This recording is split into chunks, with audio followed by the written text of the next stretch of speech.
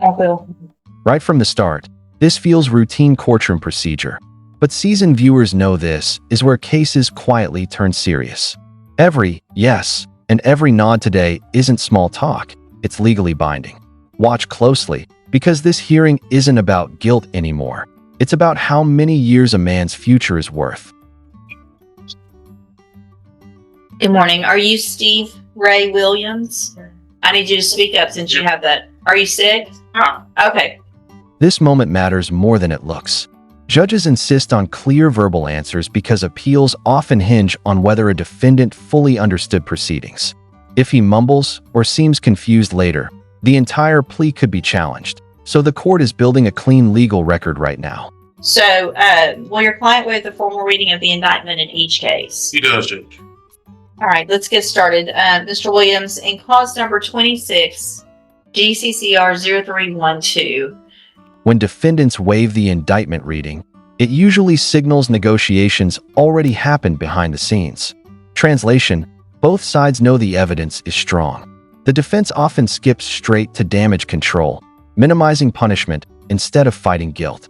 That alone tells you how heavy this case may be. You're charged with the state jail felony offense of unauthorized use of a vehicle, and that's from December 2nd of 2025. Your indictment alleges that you were previously convicted of possession of a controlled substance, a state jail felony, March 25th of 2002, and after that was final, you were convicted of possession of a controlled substance, a state jail felony, May 22nd of 2024. And how do you plead to that charge? Guilty.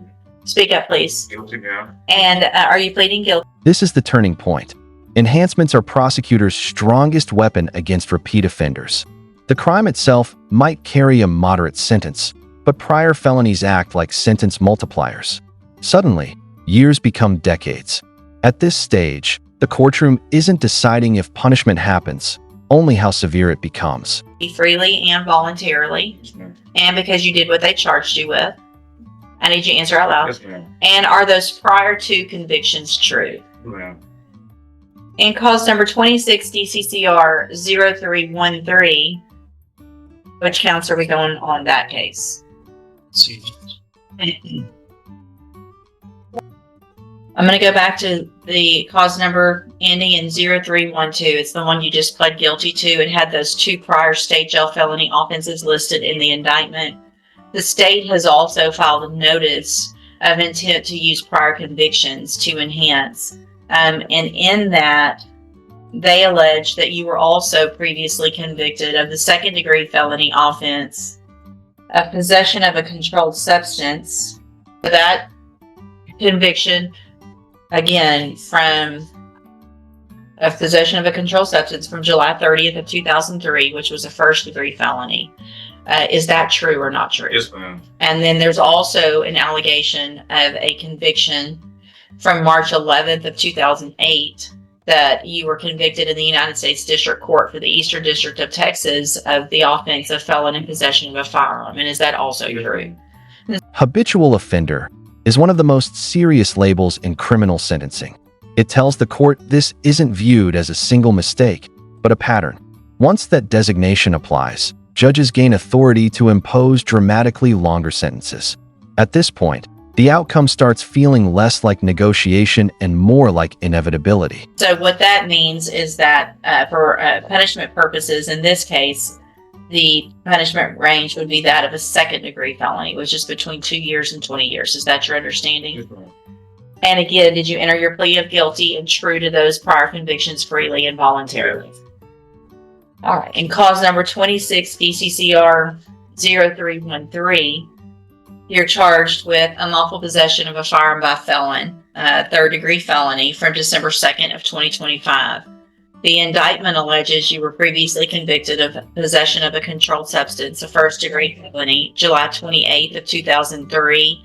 And then the notice of intent to enhance alleges that same prior that we already talked about, which is the felon in possession of a firearm case, which was the federal case from March 11th of 2008. How do you plead to this charge? Guilty, ma'am. And again, are those prior convictions true? Yes, ma'am. And did you plead guilty and true freely and voluntarily? And in this case, that makes the punishment range that of a habitual offender. Is that everyone's understanding? Yes, Your Honor. Yes, Your Honor.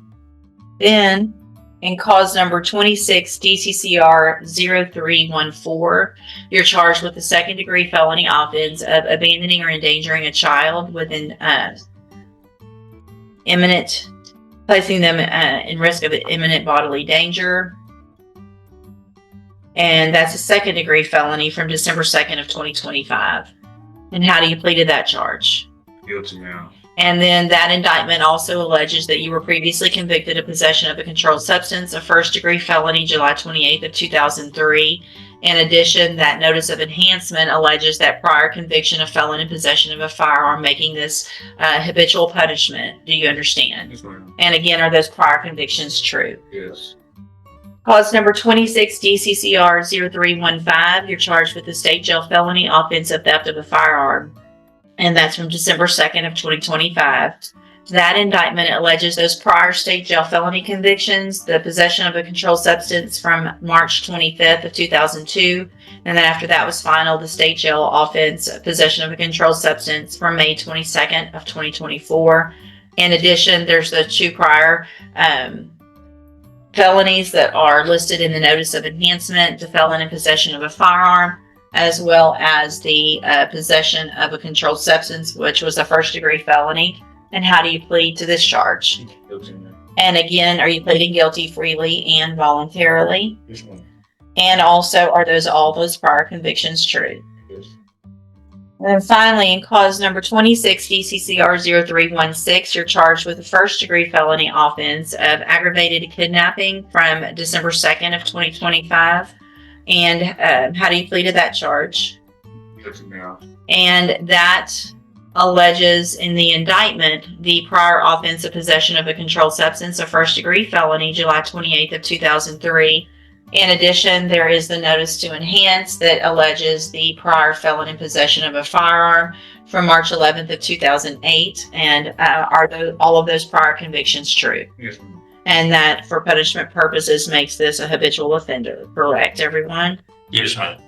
Did you enter your pleas of guilty and true in all of these cases, freely and voluntarily? Yes, ma'am. And did you plead guilty in each of the cases because you actually did what they've charged you with? Yes.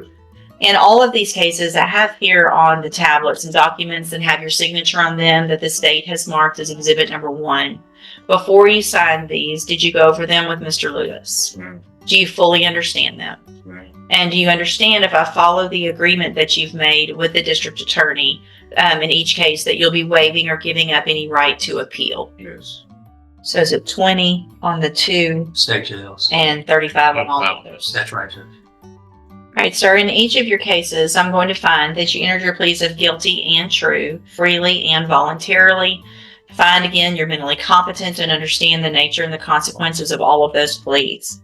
In cause number 26, DCCR 0312, find sufficient evidence to find you guilty and find all those counts true. And in that case, sentence you in accordance with your agreement to a term of 20 years in the institutional division of the Texas Department of Corrections. You will receive credit on that sentence for any time that you've been in custody that the law gives you the right to receive. In cause number 26, DCCR 0313, find sufficient evidence to find you guilty, find those prior counts true, and at this time find you guilty of unlawful possession of a firearm by a felon, sentence you in accordance with your agreement to a term of 35 years in the institutional division of the Texas Department of Corrections.